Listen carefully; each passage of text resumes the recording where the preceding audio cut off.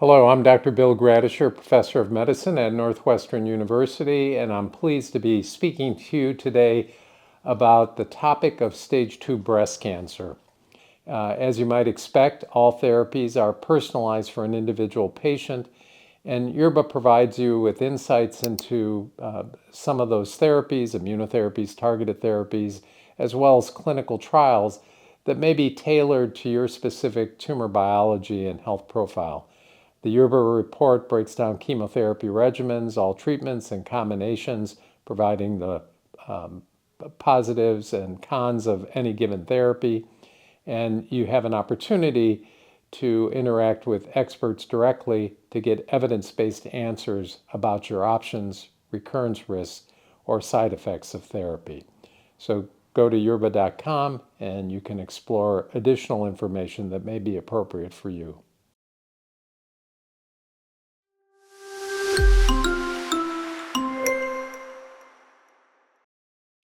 The first thing I'd like to sort of level set us is staging is based on clinical characteristics of the tumor. So that involves the tumor size, the nodal involvement, if the nodes are involved, how many, and the presence or absence of metastatic disease. So it's a clinical way of putting patients, in a sense, in different silos of disease based on the volume of disease. An entirely different topic, and one I'm sure we'll cover at some other time, is how we integrate biologic factors into decision making. But with that said, stage 2 breast cancer involves either two subsets, stage 2A or stage 2B. And stage 2A is a tumor that may actually not be even present in the primary site, meaning the breast, or you can't detect it, and there are up to 1 to 3 nodes that are involved.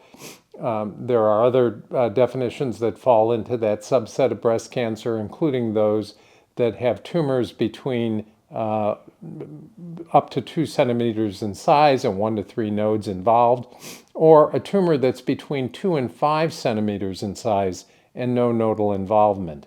So again, these are variations of what we think of as stage 2 disease. And again, stage 2B disease may have a somewhat higher risk based on the nodal involvement or a bigger primary tumor without nodes involved. So again, these are ways of categorizing patients based on volume of disease, and having tracked thousands and thousands of patients, there are data sets that tell us how we might expect these patients to do over the long follow-up period in terms of risk of recurrence. So again, this is a somewhat crude way of categorizing patients, but again, it helps us determine what is the best recommendation for a patient based on the risk of recurrence. So with that said, the other thing we take into account when we look at patients with stage 2 disease are the other markers that are involved in their tumor.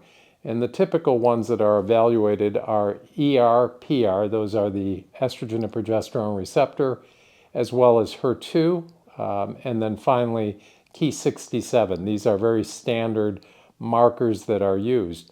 Depending on the tumor size, there may be a decision whether or not a patient can go directly to surgery or whether preoperative therapy is in their best interest. And in some cases, particularly with tumors that are so-called triple negative, not having any of the markers I just mentioned, ER, PR, or HER2, we not infrequently give preoperative therapy, including sometimes immunotherapy, to these patients. And similarly, if a tumor is around 2 centimeters in size or greater, with or without nodal involvement, and is HER2 positive, these are also patients where preoperative therapy is recommended as a way of downstaging, shrinking the tumor. And we find in these situations where preoperative therapy is given for the appropriate kind of patient, the fraction of patients that have no evidence of disease in the breast at the time of surgery can be quite high. And this has a direct bearing on the long-term prognosis of a patient. So these features and these characteristics are all important in making treatment decisions.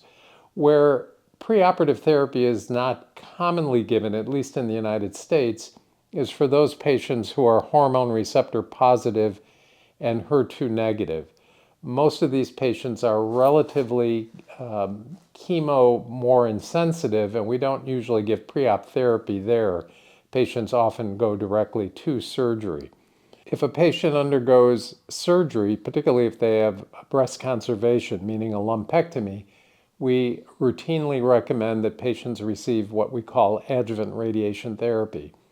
And the reason that is given is because by administering radiation therapy to a patient with a lumpectomy, even though all the margins are clear, all visible tumor is removed, there is always a chance that microscopic disease could remain.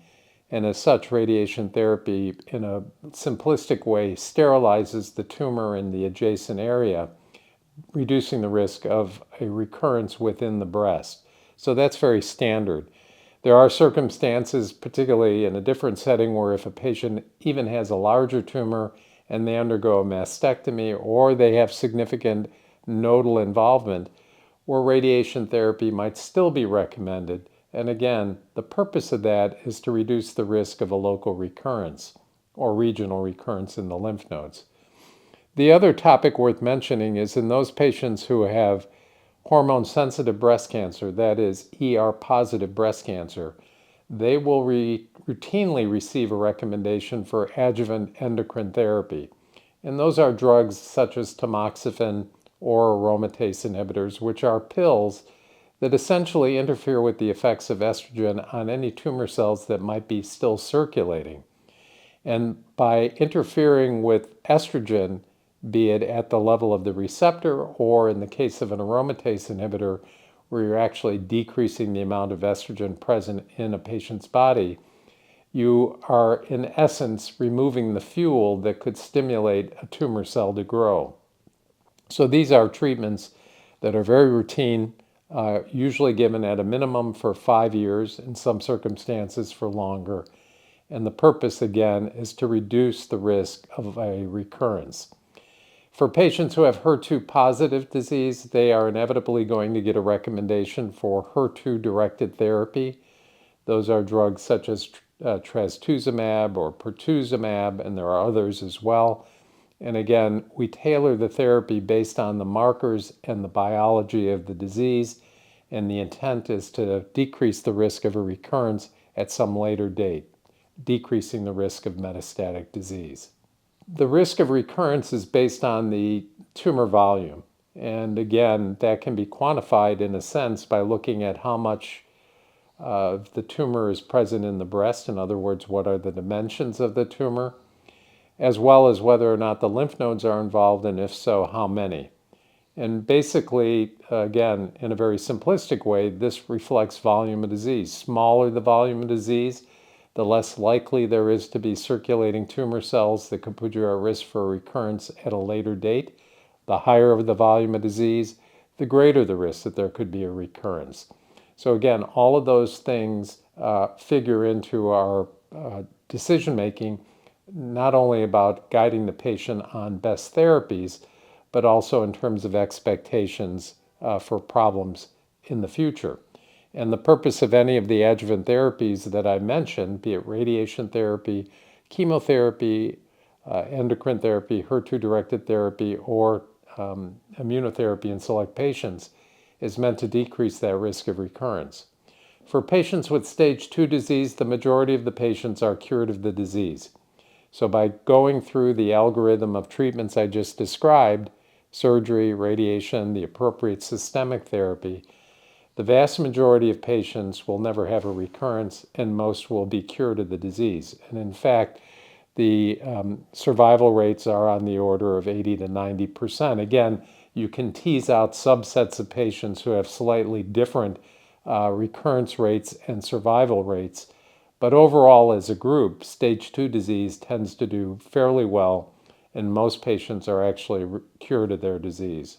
So I think the key takeaways from this discussion are that in stage 2 disease, most importantly, the vast majority of patients are cured of their disease. Survival rates are very high. You could think of it in the order of about 90%. For patients who have stage 2 disease, we make treatment decisions based on the biology of the disease, which takes into account not only clinical features such as the size of the tumor and nodal involvement or not, but also the estrogen, progesterone, HER2 status of the tumor.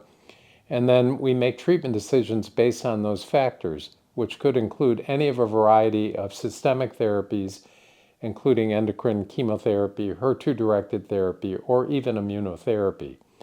Recurrence rates have diminished significantly as these new therapies have become available. Certainly over the course of my career, the fraction of patients who do not have recurrences has diminished significantly, and the fraction of patients who are truly cured of their disease has increased significantly. So I think this provides promise and encouragement, and what I hope is a sense of positivity, even if you're diagnosed in this situation.